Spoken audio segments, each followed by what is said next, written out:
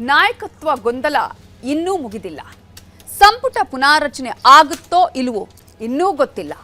ಒಟ್ಟಾರೆಯಾಗಿ ಕಾಂಗ್ರೆಸ್ ಗೊಂದಲದ ಗೂಡಾಗಿದೆ.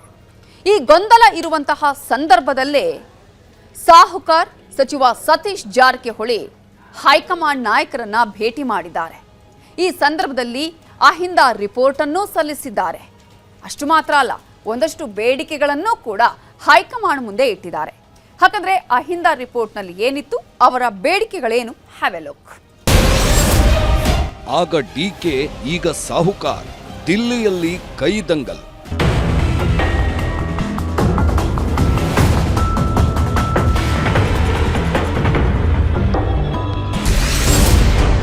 ಕುರ್ಚಿ ಕಿತ್ತಾಟ, ಪುನರಚನೆ ಪರದಾಟ. ರಾಜ್ಯ ಕಾಂಗ್ರೆಸ್ ಸುಸ್ತೋ ಸುಸ್ತು.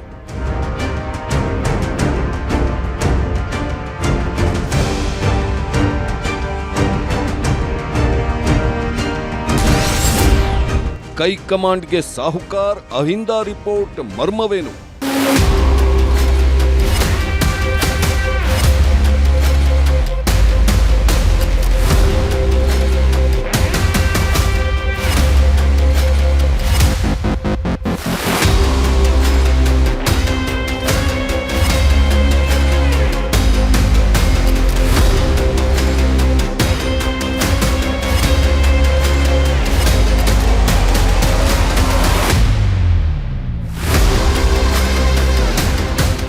ಗೊಂದಲ, ಭಾರೀ ಗೊಂದಲ. ಕಾಂಗ್ರೆಸ್ನಲ್ಲಿ ಭಾರೀ ಗೊಂದಲವಿದೆ. ಒಬ್ಬೊಬ್ಬರದ್ದು ಒಂದೊಂದು ದಾರಿ ಆಗೋಗಿದೆ. ಒಬ್ರು ನಮ್ಗೆ ಸಿಎಂ ಸೀಟ್ ಕೊಡಿ ಅಂತ ಇದ್ರೆ, ಮತ್ತೊಬ್ರು ಸಿದ್ದರಾಮಯ್ಯನೇ ಸಿಎಂ ಆಗಿರ್ಲಿ ಅಂತ ಪಟ್ಟು ಹಿಡಿತಾ ಇದ್ದಾರೆ. ಇನ್ನೂ ಒಂದಷ್ಟು ಮಂದಿ ಇದ್ದಾರೆ, ಅವರು ಸೀನಿಯರ್ಸ್. ನೀವು ಏನು ಬೇಕಾದರೂ ಮಾಡ್ಕೊಳ್ಳಿ, ಅದು ನಿಮ್ಮಿಷ್ಟ, ನಮ್ಗೆ ಸಚಿವ ಸ್ಥಾನ ಕೊಟ್ಟುಬಿಡಿ ಅಂತಿದ್ದಾರೆ. ಒಟ್ನಲ್ಲಿ ಒಬ್ಬೊಬ್ಬರು ಒಂದೊಂದು ದಾರಿಯಲ್ಲಿ ಹೋಗ್ತಾ ಇದ್ದಾರೆ. ಈ ರೀತಿ ಇರೋವಾಗಲೇ ಸಾಹುಕಾರ್ ಸತೀಶ್ ಜಾರಕಿಹೊಳಿ ದಿಲ್ಲಿ ದಾರಿ ಹಿಡಿದಿದ್ದಾರೆ.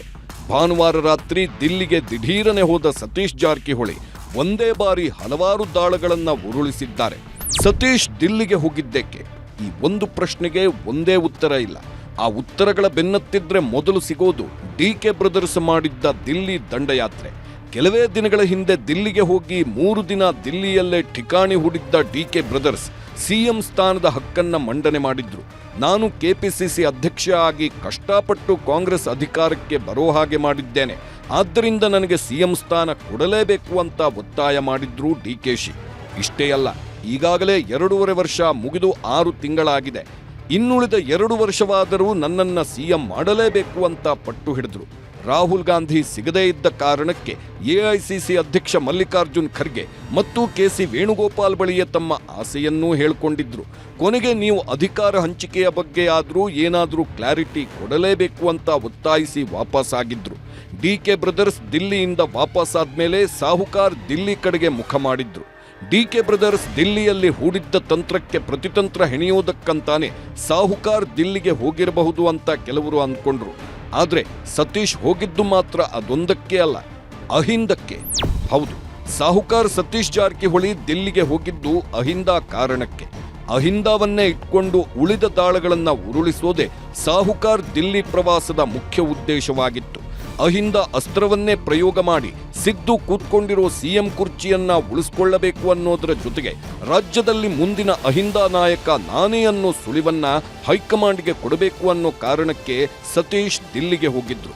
ಆ ಕೆಲಸವನ್ನು ಯಶಸ್ವಿಯಾಗಿ ಮುಗಿಸಿಯೂ ಬಿಟ್ರು. ಡ್ಯಾಮೇಜ್ ಕಂಟ್ರೋಲ್ ಆಗದಿದ್ರೆ ಕಷ್ಟ, ಸಾಹುಕಾರ್ ವಾರ್ನಿಂಗ್. ಭಾನುವಾರ ರಾತ್ರಿ ದಿಲ್ಲಿಗೆ ಹೋಗಿದ್ದ ಸತೀಶ್ ಜಾರಕಿಹೊಳಿ ಸೋಮವಾರ ಬೆಳಿಗ್ಗೆ ರಾಜ್ಯ ಕಾಂಗ್ರೆಸ್ ಉಸ್ತುವಾರಿ ರಣದೀಪ್ ಸಿಂಗ್ ಸುರ್ಜೇವಾಲಾ ಅವರನ್ನ ಭೇಟಿಯಾದ್ರು. ಅವರನ್ನ ಭೇಟಿಯಾದ ತಕ್ಷಣ ಕೆಲವೊಂದು ಬೇಡಿಕೆಗಳನ್ನಿಟ್ರು.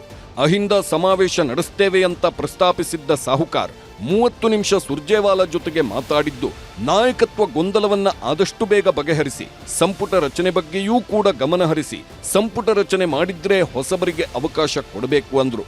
ಅಷ್ಟೇ ಅಲ್ಲದೆ ಉಳಿದ 2 ವರ್ಷದಲ್ಲಿ ಡ್ಯಾಮೇಜ್ ಕಂಟ್ರೋಲ್ ಆಗಿಲ್ಲ ಅಂದ್ರೆ 2028ರ ಚುನಾವಣೆಯಲ್ಲಿ ಪಕ್ಷಕ್ಕೆ ಹಿನ್ನಡೆಯಾಗುತ್ತೆ ಅಂತ ಎಚ್ಚರಿಕೆಯನ್ನು ಕೊಟ್ರು. ಬೆಳಿಗ್ಗೆ ಸುರ್ಜೇವಾಲಾ ಅವರನ್ನ ಭೇಟಿಯಾಗಿದ್ದ ಸತೀಶ್ ಜಾರಕಿಹೊಳಿ ರಾತ್ರಿ ವೇಳೆಗೆ ಮಲ್ಲಿಕಾರ್ಜುನ್ ಖರ್ಗೆ ಅವರನ್ನ ಭೇಟಿಯಾದ್ರು. ಸತೀಶ್ ಜಾರಕಿಹೊಳಿಗೆ ಸಚಿವ ಮಹದೇವಪ್ಪ ಸಾಥ್ ನೀಡಿದ್ರು. ಇಬ್ಬರು ಒಟ್ಟಾಗಿ ಭೇಟಿ ಮಾಡಿ ಮಾತುಕತೆ ನಡೆಸಿದ್ರು. ಇದಾದ ನಂತರ ಈ ಭೇಟಿಗೆ ಟ್ವಿಸ್ಟ್ ಸಿಕ್ತು. ಆ ಟ್ವಿಸ್ಟ್ ಏನ್ ಗೊತ್ತಾ? ಅಹಿಂದ ರಿಪೋರ್ಟ್. ಹೌದು, ಈ ಬಾರಿ ಸತೀಶ್ ಬರಿಗೈಯಲ್ಲಿ ದೆಹಲಿಗೆ ಹೋಗಿರಲಿಲ್ಲ. ಅವರು ಹೋಗಬೇಕಾದ್ರೆ ಒಂದು ವರದಿಯನ್ನ ತಮ್ಮ ಜೊತೆಗೆ ತಗೊಂಡು ಹೋಗಿದ್ರು. ಆ ವರದಿಯನ್ನ ನೋಡಿದ ಖರ್ಗೆ ಸುರ್ಜೇವಾಲಾ ಶಾಕ್ ಆದ್ರು. ಅಹಿಂದ ರಿಪೋರ್ಟ್ನಲ್ಲಿವೆ ಬೆಚ್ಚಿ ಬೀಳಿಸುವ ಅಂಶಗಳು. ಹೌದು, ಸತೀಶ್ ಜಾರಕಿಹೊಳಿ ವೈಯಕ್ತಿಕವಾಗಿ ಒಂದು ಸರ್ವೆ ಮಾಡಿಸಿದ್ದಾರೆ. ಸದ್ಯಕ್ಕೆ ಚುನಾವಣೆ ನಡೆದ್ರೆ ಎಷ್ಟು ಸೀಟ್ ಗೆಲ್ಲಬಹುದು, ಯಾರು ಗೆಲ್ತಾರೆ ಯಾರು ಸೋಲ್ತಾರೆ ಅನ್ನೋ ಮಾಹಿತಿಯೆಲ್ಲ ಆ ರಿಪೋರ್ಟ್ನಲ್ಲಿದೆ. ಜೊತೆಗೆ ಏನು ಮಾಡಿದ್ರೆ 2028ಕ್ಕೆ ಕಾಂಗ್ರೆಸ್ ಅಧಿಕಾರ ಹಿಡಿಬಹುದು ಅಂತಾನೂ ಆ ರಿಪೋರ್ಟ್ನಲ್ಲಿ ಉಲ್ಲೇಖಿಸಲಾಗಿದೆ. ಕಾಂಗ್ರೆಸ್ ವೋಟ್ ಬ್ಯಾಂಕ್ ಛಿದ್ರ ಆಗುತ್ತಿದೆ. ಸಾಂಪ್ರದಾಯಿಕ ಅಹಿಂದ ಮತಗಳು ಚದುರುತ್ತಿವೆ. ಚುನಾವಣೆ ನಡೆದ್ರೆ 40ರಿಂದ 45 ಮಂದಿ ಸೋಲ್ತಾರೆ. ಆದ್ದರಿಂದ ಅಹಿಂದ ಸಮಾವೇಶ ಮಾಡುವ ಅಗತ್ಯ ಇದೆ. ಸರ್ಕಾರದಲ್ಲೇ ಕೆಲವರು ಅಹಿಂದ ಭರವಸೆ ಈಡೇರಿಸಲು ಬಿಟ್ಟಿಲ್ಲ. ಅಹಿಂದ ವೋಟ್ ಬ್ಯಾಂಕ್ ಗಟ್ಟಿ ಮಾಡುವ ಅಗತ್ಯ ಇದೆ. ಅಹಿಂದ ಸಮಾವೇಶ ಮಾಡಿ ಭರವಸೆ ಮೂಡಿಸಬೇಕು. ನಾಯಕತ್ವ ಬದಲಾದ್ರೂ ಪಕ್ಷದ ಮೇಲೆ ಪರಿಣಾಮ ಆಗಲಿದೆ ಅಂತ ವರದಿ ನೀಡಿದ್ದಾರೆ ಸತೀಶ್ ಜಾರಕಿಹೊಳಿ. ಸತೀಶ್ ಜಾರಕಿಹೊಳಿ ಕೊಟ್ಟಿರೋದು ಕೇವಲ ರಿಪೋರ್ಟ್ ಅಲ್ಲ, ಅದರಲ್ಲಿರೋದು ಎಚ್ಚರಿಕೆ. ಅಹಿಂದ ವೋಟ್ ಬ್ಯಾಂಕ್ ಉಲ್ಲೇಖಿಸಿ ಅಹಿಂದ ಸಮಾವೇಶ ನಡೀಲೇಬೇಕು ಅಂತ ಒತ್ತಾಯಿಸಿದ್ದಾರೆ. ನಾಯಕತ್ವ ಬದಲಾದ್ರೆ ಖಂಡಿತ ಪಕ್ಷದ ಮೇಲೆ ಪರಿಣಾಮ ಆಗಲಿದೆ ಅಂತ ಹೇಳಿ ಸಿದ್ದರಾಮಯ್ಯ ಅವರೇ ಮುಂದುವರಿಯಲಿ ಅಂತ ಹೈಕಮಾಂಡ್ಗೆ ತಿಳಿಸಿದ್ದಾರೆ. ಇಷ್ಟೇ ಅಲ್ಲ, ಸಿದ್ದರಾಮಯ್ಯನೂ ಮುಂದುವರಿಬೇಕು ಹಾಗೂ ನಾಯಕತ್ವ ಗೊಂದಲವೂ ಮುಗಿಬೇಕು ಅನ್ನೋ ಹಾಗೆ ಬೇಡಿಕೆ ಇಟ್ಟಿದ್ದಾರೆ ಸತೀಶ್ ಜಾರಕಿಹೊಳಿ. ಇದ್ರ ಜೊತೆಗೆ ಕೆಪಿಸಿಸಿ ಅಧ್ಯಕ್ಷ ಸ್ಥಾನಕ್ಕೂ ಸತೀಶ್ ಜಾರಕಿಹೊಳಿ ಬೇಡಿಕೆ ಇಟ್ಟಿದ್ದಾರೆ ಎನ್ನಲಾಗ್ತಿದೆ. ಖರ್ಗೆ ಕೆಸಿವಿ ಭೇಟಿ ಮಾಡಿದ ಕೆಎಚ್ ಮುನಿಯಪ್ಪ.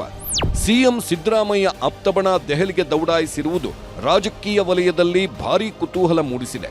ಸಚಿವ ಎಚ್.ಸಿ. ಮಹದೇವಪ್ಪ ಸುರ್ಜೇವಾಲಾರನ್ನ ಪ್ರತ್ಯೇಕವಾಗಿ ಭೇಟಿಯಾಗಿದ್ದಾರೆ. ನವದೆಹಲಿ ನಿವಾಸದಲ್ಲಿ ಭೇಟಿಯಾಗಿ ನಾಯಕತ್ವ ಗೊಂದಲ, ಸಂಪುಟ ಪುನರಚನೆ ಸಂಬಂಧ ಚರ್ಚೆ ಮಾಡಿದ್ದಾರೆ ಎನ್ನಲಾಗಿದೆ. ದೆಹಲಿ ನಾಯಕರ ಭೇಟಿ ರಾಜ್ಯ ಕಾಂಗ್ರೆಸ್ನಲ್ಲಿ ಸಂಚಲನ ಮೂಡಿಸುತ್ತಿದೆ. ಆಹಾರ ಸಚಿವ ಕೆಎಚ್ ಮುನಿಯಪ್ಪ ಎಐಸಿಸಿ ಅಧ್ಯಕ್ಷ ಮಲ್ಲಿಕಾರ್ಜುನ್ ಖರ್ಗೆ ಹಾಗೂ ವೇಣುಗೋಪಾಲ್ ಅವರನ್ನ ಭೇಟಿಯಾಗಿದ್ದಾರೆ.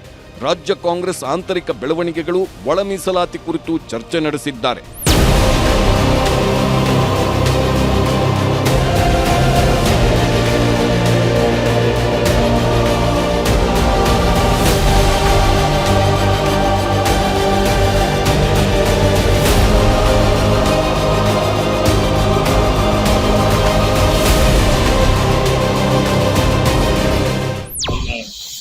ಖರ್ಗೆ ಸಾಹೇಬ್ ಮತ್ತು ಕೇಸಿಗೆ ಬಹುತೇಕ ಈ ಚುನಾವಣೆ ಫಲಿತಾಂಶಗಳು ಬಂದು ಸೆಟ್ಲ್ ಹಾಕಿ ಅಥವಾ ನೀಡಬೇಕು ಹಾಕಿ ಅದಾದ ತಕ್ಷಣ ಅವರು ಅಲ್ಟಿಮೇಟ್ಲಿ ನಮ್ಮ ರಾಹುಲ್ ಗಾಂಧಿ ಕುರಿತು ಮಾತಾಡಿ ನಾನಂತೂ ಮನೆಯಿಂದ ಯಾವುದೇ ಕಾರಣಕ್ಕೆ ತಡ ಮಾಡಬಾರ್ದು, ಒಳ್ಳೆ ಕಾರ್ಯಕ್ರಮ ಕೊಟ್ಟು ಎಲ್ಲ ನಾವು ಸಹಾಯ ಮಾಡಿ ಈ ವಿಷಯದಲ್ಲಿ ಬರೀ 2.5 ವರ್ಷ ಬದಲಾವಣೆ ಮಾಡ್ತಾರೆ. ನಾಯಕತ್ವ ಬದಲಾವಣೆ ಸಂಬಂಧ ತೆರೆಮರೆ ಸಮರ ಶುರುವಾಗಿದ್ದು, ಈ ಎಲ್ಲ ಬೆಳವಣಿಗೆಗಳ ನಡುವೆ ಮಾಜಿ ಸಚಿವ ಕೆಎನ್ ರಾಜಣ್ಣ ಶಾಕಿಂಗ್ ಹೇಳಿಕೆ ನೀಡಿದ್ದಾರೆ. ಸಿಎಂ ಅಧಿಕಾರ ಬಿಟ್ಟುಕೊಡಲು ಸಿದ್ಧ, ಅಧಿಕಾರದಲ್ಲಿ ಮುಂದುವರಿಯಲೂ ಸಿದ್ಧ. ರಾಹುಲ್ ಗಾಂಧಿ ಸೂಚನೆಯಂತೆ ಸಿಎಂ ನಡೆದುಕೊಳ್ಳುತ್ತಾರೆ ಎಂದಿದ್ದಾರೆ ರಾಜಣ್ಣ. ಏನು ಹೈಕಮಾಂಡ್ ಏನಿದೆ ಇಲ್ಲಿ ಈ ರೀತಿಯ ಗೊಂದಲ ಮುಂದುವರಿಯಲಿಕ್ಕೆ ಅವಕಾಶ ಕೊಡಬಾರದು. ಅವರು chief minister is in the open mind.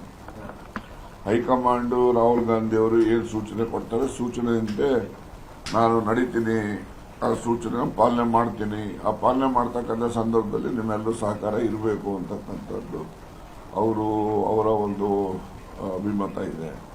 ಹೈಕಮಾಂಡ್ಸ್ ಏನು ರಾಹುಲ್ ಗಾಂಧಿ ಅವರು ಏನು ನಿರ್ದೇಶನ ಕೊಡ್ತಾರೆ, ನಿರ್ದೇಶನದಂತೆ ಅಧಿಕಾರ ತ್ಯಾಗ ಮಾಡೋಕ್ಕೂ ಸಿದ್ಧ ಇದ್ದಾರೆ, ಮತ್ತೆ ಅಧಿಕಾರದಲ್ಲಿ ಮುಂದುವರಿಯೋಕ್ಕೂ ಸಿದ್ಧ ಇದ್ದಾರೆ. ಅವ್ರ ತೀರ್ಮಾನದಂತೆ ಹೋಗ್ತಾರೆ. ಎಲ್ಲದಕ್ಕೂ ಆದಷ್ಟು ಬೇಗ ನಮ್ಮ ಹೈಕಮಾಂಡ್ನವರು ಉತ್ತರ ಕೊಡುತ್ತಾರೆ. ಹೈಕಮಾಂಡ್ ಯಾವುದೇ ತೀರ್ಮಾನ ಕೈಗೊಂಡರೂ ನಾವು ಬದ್ಧವಾಗಿರುತ್ತೇವೆ. ಪಕ್ಷದಲ್ಲಿ ಅಧಿಕಾರ ಬದಲಾವಣೆ ವಿಚಾರವಾಗಿ ಯಾವುದೇ ರೀತಿಯ ಗೊಂದಲ ಇಲ್ಲ ಎಂದಿದ್ದಾರೆ ಗೃಹ ಸಚಿವ ಪರಮೇಶ್ವರ್. ಯಾವುದೇ ಗೊಂದಲ ಇಲ್ಲದೆ ರಾಜ್ಯದ ಜನತೆಗೆ ನಾವೇನು ಮಾತು ಕೊಟ್ಟಿದ್ದೇವೆ 23ರಲ್ಲಿ, ಅದರ ಪ್ರಕಾರ ಸರ್ಕಾರ ಅವರ ಜನರ ಸೇವೆಯನ್ನು ಮಾಡೋದಕ್ಕೆ ಕಾರ್ಯಕ್ರಮಗಳನ್ನು ಕೊಟ್ಟಿದ್ದೇವೆ. ಅವೆಲ್ಲವನ್ನು ಕೂಡ ಅನುಷ್ಠಾನ ಮಾಡ್ತೇವೆ. ನಾವು ದೆಹಲಿಗೆ ಹೋಗ್ತಾ ಇದ್ದೇವೆ ಸರ್. ನಾನು ಡೆಲ್ಲಿಗೆ ಹೋಗ್ತಾ ಇಲ್ಲ. ಈಗ ಆಗಾಗ ದಲಿತ ಸಿ ಎಂ ಕೂಗೋಕೆ ಕೇಳಿ ಬರ್ತಾ ಇತ್ತು. ಈಗ ಸಿದ್ದರಾಮಯ್ಯ ಅವರ ನಂತರ ಏನಾದ್ರು ಜನಾಭಿಪ್ರಾಯ ಅವರವರ ಪ್ರೀತಿ ವಿಶ್ವಾಸಕ್ಕೆ ಅವ್ರು ಮಾತಾಡ್ತಾರೆ. ಆದರೆ ನಮ್ಮ ಕಾಂಗ್ರೆಸ್ ಪಕ್ಷದಲ್ಲಿ ಹೈಕಮಾಂಡ್ನವರು ಅದೆಲ್ಲವನ್ನು ಗಮನಿಸಿ ತೀರ್ಮಾನ ತಗೊಳ್ತಾರೆ. ಡಿ ಕೆ ಶಿವಕುಮಾರ್ ಅಭಿಮಾನಿಗಳು ಅವರೆಲ್ಲ ಬರ್ಡೇ ಗಿಫ್ಟ್ಗೆ ಕಾಯ್ತಾ ಇದ್ದಾರೆ. ಏನಾದರೂ ಅಚ್ಚರಿಯ ಗಿಫ್ಟ್ ಸಿಗಬಹುದು ಹೈಕಮಾಂಡ್ನಿಂದ ಸರ್? ಅದೇ ಹೇಳಿದ್ನಲ್ಲ, ಹೈಕಮಾಂಡ್ನವರು ತೀರ್ಮಾನ ಮಾಡಿದ್ರೆ ಆ ತೀರ್ಮಾನ ನಾವೆಲ್ಲ ಒಪ್ಕೊಳ್ತೀವಲ್ಲ. ಕಾಂಗ್ರೆಸ್ ನಾಯಕರ ದೆಹಲಿ ದಂಗಲ್ ದೊಡ್ಡ ಚರ್ಚೆ ಆಗುತ್ತಿದೆ. ಈ ನಾಯಕರ ಹಿಂದೆ ಹಿರಿಯ ಸಚಿವರು ದಿಲ್ಲಿಗೆ ಹೋಗುವ ಸಾಧ್ಯತೆ ದಟ್ಟವಾಗಿದೆ. ಮೇ 4ಕ್ಕೂ ಮುನ್ನವೇ ದೆಹಲಿಗೆ ಹೋಗಿ ಅಲ್ಲಿಯೇ ಹಿರಿಯ ಶಾಸಕರು ಲಾಬಿ ನಡೆಸಲಿದ್ದಾರೆ ಅಂತ ಹೇಳಲಾಗ್ತಿದ್ದು ಮುಂದೇನಾಗುತ್ತೆ ಅನ್ನೋದು ನಿಗೂಢ.